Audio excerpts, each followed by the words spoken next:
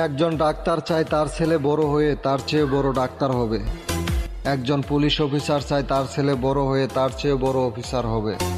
তেমন একজন সেনা অফিসারও চায় তার ছেলে বড় হয়ে তার চেয়ে বড় অফিসার হবে। কিন্তু একজন আদর্শ ড্রাইভার কখনো চায় না তার ছেলে বড় হয়ে তার চেয়ে ভালো ড্রাইভার হবে। আমি বলি কি ভাই, মনের সুখে কেউ এই ড্রাইভিং পেশায় আসে না। ওই মধ্যবিত্ত পরিবারের জন্ম নেয়া বীর পুরুষগুলা পরিবারের দায়িত্ব কাঁধে তুলে নেওয়ার জন্য জীবনের মায়া ত্যাগ করে এই মোটর ডিপার্টমেন্টে ড্রাইভিং পেশায় আসে। এখানে ইনকাম আছে ঠিকই, কিন্তু কষ্ট আছে ভরপুর, যা নিজের চোখে না দেখলে বিশ্বাস করা যায় না।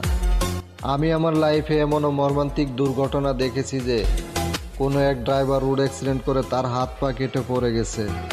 ওই ড্রাইভারটার কপালে ভালো একটা অ্যাম্বুলেন্স ও স্বাধীনভাবে নিঃশ্বাস নেওয়ার জন্য একটু অক্সিজেনও জোটে না। মৃত্যুর যন্ত্রণায় ছটফট করতে করতে কোনো ভ্যান বা পিকআপের উপরে শেষ নিঃশ্বাস ত্যাগ করে। আসলে ড্রাইভাররা এমন একটা অবহেলিত জাতি, ওরা এই সমাজের প্রত্যেকেরই উপকারে আসে, কিন্তু তাদের বিপদের সময় কেউ পাশে থাকে না।